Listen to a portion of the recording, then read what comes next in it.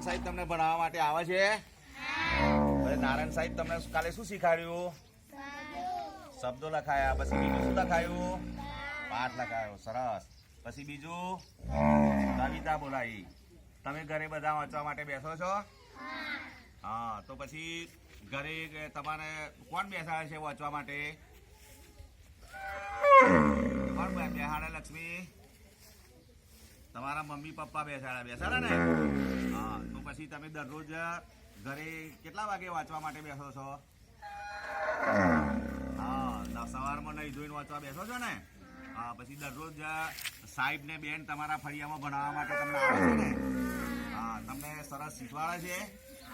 હા. તમને ભણવાનું ગમે છે? હા. તો આ રીતે તમારે દરરોજ છે તે તમારા સાહેબ જ્યારે તમારે ફળિયામાં આવે ત્યારે તમારે બધાએ નહીં ધોઈને બેસી જવાનું. બરાબર? આ રીતે તમારે દરરોજ